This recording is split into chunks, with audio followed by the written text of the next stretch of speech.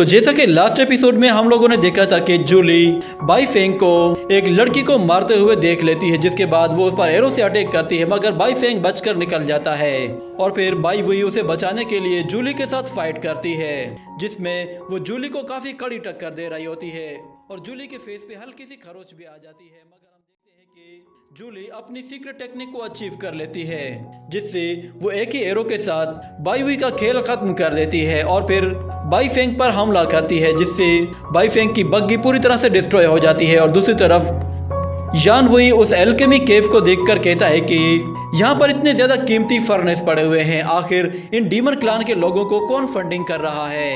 इतने में हम लोग देखते हैं कि एक बॉन तेजी से उस लड़की की तरफ आगे बढ़ती है, मगर यान वुई अपनी सोर्ड की मदद से उसे रोक लेता है, जिस पर वो कहता है कि इस अटैक को रोकने में तो बहुत ज्यादा फोर्स लग रही है। और वहीं पे हमें उस डीमन को दिखाया जाता है, जो कि अंधेरे से बाहर निकलते हुए कहता है कि अरे तुम्हारी हड्डियां तो बहुत ही ज्यादा नर्म और मुलायम हैं, मैं तो उसकी हड्डियां खाना चाहता हूँ जिसकी हड्डियां काफी टफ हैं।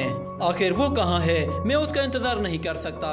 चलो तुम लोग बताओ, तुम में से कौन है जो कि मुझे पहले अपनी हड्डियों को मौका देगा। लो मैं देखता हूँ कि तुम में से किसकी हड्डियां ज्यादा मजेदार हैं। तो यान वुई उसे देखकर कहता है कि फाइनली ये बाहर आ ही गया, इसके अंदर से मुझे बहुत ही खतरनाक वाइब्स आ रही है। वो उस लड़की से कहता है कि जैसे ही मैं कहूँ तो वहां से भाग जाना, जिसके बाद वो डीमन जैसे ही करीब आता है तो यान वुई उसे भागने के लिए कहता है, तो वो लड़की फौरन से भाग जाती है और फिर यान वुई अपनी सोर्ड लेकर उस डीमन पे हमला करने के लिए जाता है, तो वो अपनी हड्डी से यान वुई को वहीं पे ही रोक देता है और एक दूसरी हड्डी उसके फेस के बिल्कुल पास से होके गुजरती है और यान वुई आहिस्ता आहिस्ता उसके बेहद करीब पहुंच जाता है। तो वो डीमन एक पावरफुल बोन अटैक के साथ यान वुई को पीछे धकेल देता है और फिर से उस पर एक के बाद एक बोन अटैक करता है और कहता है कि सच में तुम्हारी फाउंडेशन ऑफ गॉड वाकई में स्ट्रॉन्ग है। ये कहकर वो एक और फिंगर से अटैक करता है, जो कि यान वुई के फेस के बिल्कुल पास से होके गुजरती है।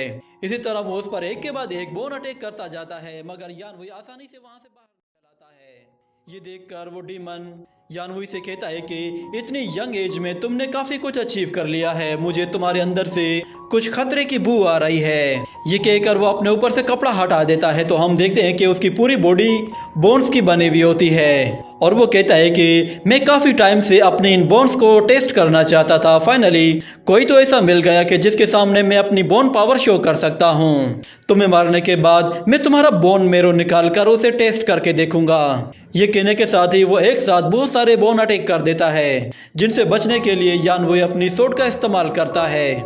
मगर हम देखते हैं कि उन बोन्स में से एक बोन यान वुई की सोर्ड के बीच में से होकर उसकी बॉडी पे जा लगती है और वो उसे घसीटते हुए पीछे ले जाती है।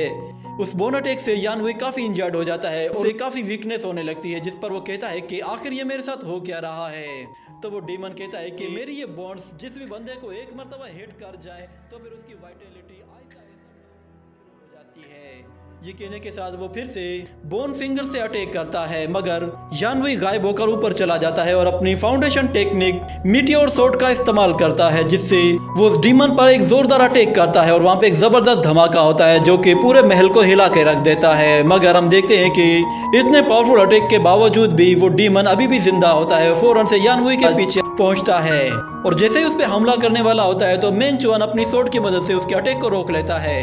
उसे वहां पे देखकर वो डीमन कहता है कि अरे जरा देखो तो सही, ये लड़का भी यहाँ पे आ गया। जिसके बाद यान वुई मेंग चुआन से कहता है कि ये बहुत पावरफुल है। तो मेंग चुआन कहता है कि कितना पावरफुल है, क्या मैं इसे अपनी सोर्ड से नहीं मार सकता।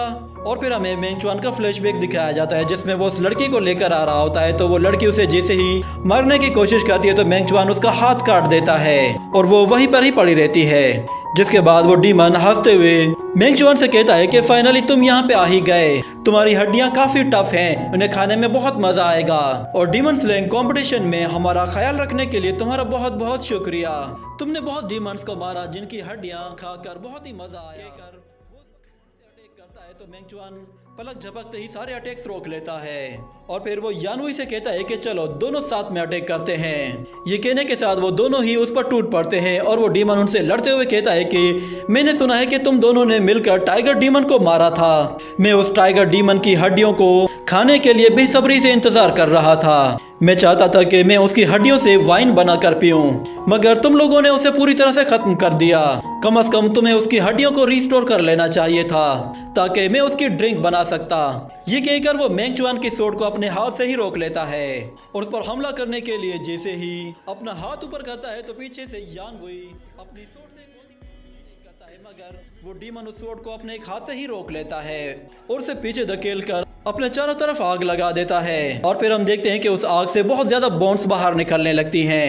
तो मेंग चुआन अपनी विंड सॉन्ग टेक्निक का इस्तेमाल करता है जिससे वो सारी बोन हवा में ही डिस्ट्रॉय हो जाती हैं और वो डीमन उस हवा में खींचा चला जाता है। और इसी मौके का फायदा उठाकर यान वुई भी उसके पीछे पीछे ऊपर चला जाता है और अपनी सीक्रेट टेक्निक का इस्तेमाल करके उस डीमन पर एक बहुत ही पावरफुल सोर्ड अटैक कर देता है जिससे वो उसे जोर से जमीन पे दे मारता है, मगर वो डीमन अभी भी जिंदा होता है। और मेंग चुआन उसके सिर के ऊपर पैर रख कर कहता है कि तुम्हें पता है कि हमेशा मारे क्यों जाते हैं, क्योंकि वो लोग बहुत ज्यादा बकबक करते हैं। मगर वो डीमन कहता है कि मरने वाले तो तुम हो, जिस पर मेंग चुआन चौंक जाता है। और हम देखते हैं कि इतने में अचानक कोई चीज मेंग चुआन को जोर से आकर हिट करती है और उसकी बॉडी के अंदर घुस जाती है। वो असल में एक लड़की का हाथ होता है जिसे देखकर यान वुई को भी झटका सा लगता है और मेंग चुआन वहां से दूर जा गिरता है और उस अटैक की वजह से तड़पने लगता है। ये देखकर वो डीमन खुशी से हंसने लगता है और दूसरी तरफ यान वुई मेंग चुआन की मौत पर बहुत ज्यादा शॉक्ड होता है और कहता है कि तुम्हें ऐसा नहीं करना चाहिए था।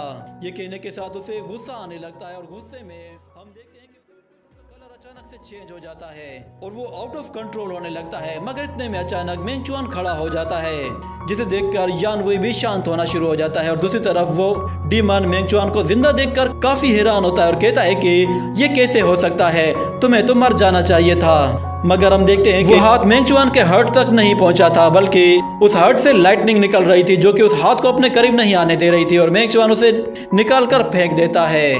वो हाथ असल में उसी लड़की का था मेंग चुआन अपनी पीठ पर उठाकर ला रहा था और उसने मेंग चुआन पर हमला किया था जिसकी वजह से मेंग चुआन ने उसका हाथ काट दिया था। और दूसरी तरफ हमें यान वुई को दिखाया जाता है जो कि अब बिल्कुल नॉर्मल हो जाता है और वो डीमन मेंग चुआन को मारने के लिए अपनी एक बोन फॉर्मेशन क्रिएट करता है जिससे वो उस पर चारों तरफ से बोन से अटैक करने की कोशिश करता है। मगर हम इतने में मेंग चुआन के चारों तरफ एक ब्लू डूमेन आ जाता है और देखते ही देखते मेंग चुआन फिर से थंडर लाइटनिंग गॉड में ट्रांसफॉर्म हो जाता है जिसे देखकर सबकी आंखें खुली की खुली रह जाती हैं। और मेंग चुआन अपनी बॉडी से जैसे ही एनर्जी रिलीज करता है तो वो एनर्जी सीधा उस डीमन को जाके हिट करती है और यान वुई अपने आप को बचाकर पीछे हट जाता है। जिसके बाद वो डीमन मेंग चुआन को देखकर कहता है कि ये नामुमकिन है, तुम अभी सिर्फ बॉडीलेस रियलम में हो, उसके बावजूद भी तुमने अपने फाउंडेशन ऑफ गॉड पोस्चर को मास्टर कर लिया है। मगर भूलो मत, मैं भी डीमन क्लान का एक वाइस मास्टर हूँ। तुम्हारी ये थंडरबोल्ट पावर और ये सोर्ड मेरा कुछ नहीं बिगाड़ सकती। ये कहकर वो अपनी पावर्स को इंक्रीज करना शुरू कर देता है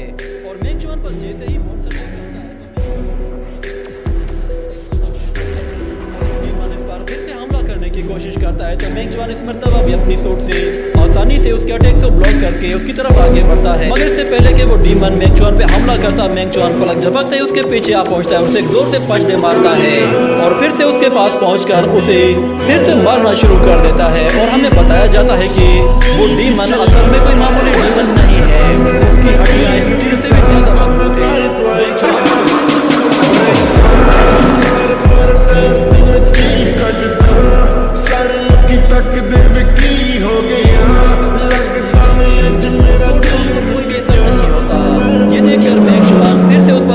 अटैक करता है मगर उस डीमन पर इसका कोई भी असर नहीं हो रहा था।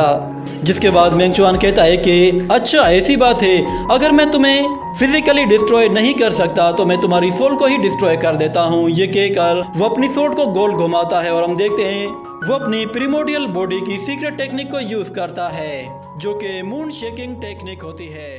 पल भर में ही वो सब कुछ चेंज कर देता है। मेंग चुआन उसे अपने सीक्रेट स्पेस के अंदर लाकर उस पर सोल अटैक करने की तैयारी करता है, जिस पर वो डीमन कहता है कि अच्छा तो तुम ऊपर चले गए हो तो तुम्हें लगता है कि तुम मुझ पर आसानी से हमला कर पाओगे और मुझे हर्ट कर पाओगे, मगर मैं तुम्हें एक बात बता दूं, मेरी हड्डियां स्टील से भी ज्यादा मजबूत हैं, इसलिए तुम इनका कुछ भी नहीं बिगाड़ सकते, चाहे तुम अपना पूरा जोर ही क्यों ना लगा, मैं यहीं पे ही खड़ा हूँ। तो हम देखते हैं कि मेंग चुआन अपनी एनर्जी सीधा उस चांद की तरफ भेजता है और उसकी प्रिमोडियल गॉड बॉडी चांद की पावर को यूज करती है। और मेंग चुआन उससे कहता है कि क्या इससे पहले कभी तुम्हें किसी ने मून से हिट किया है? ये कहकर वो सीधा चांद को यूज करके थ्रो कर देता है।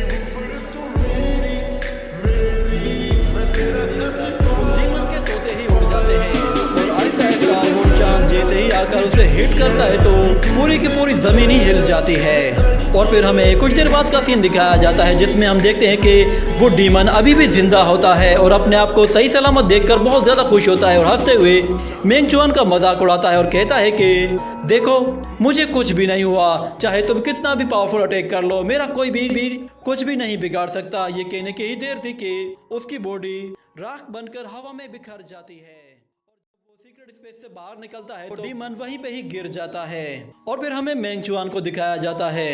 देखते ही देखते वो भी बेहोश होकर वहीं गिर पड़ता है और अपने रियल फॉर्म में आ जाता है और कहता है कि इस थंडर गॉड फॉर्म में मेरी बहुत ज्यादा एनर्जी कंज्यूम हो गई है। इसी के साथ ये एपिसोड यहीं पे ही खत्म हो जाता है। तो गाइस एक जरूरी बात बताना चाहता हूँ, आजकल सारी एनिमेशन कंपनीज अपनी सीरीज पर कॉपीराइट स्ट्राइक्स भेज रही हैं या फिर उन्हें ब्लॉक कर रही हैं, जिसकी वजह से हमें वो वीडियोस या तो अपने मोबाइल से डिलीट करनी पड़ रही हैं या तो उन्हें प्राइवेट करना पड़ रहा है।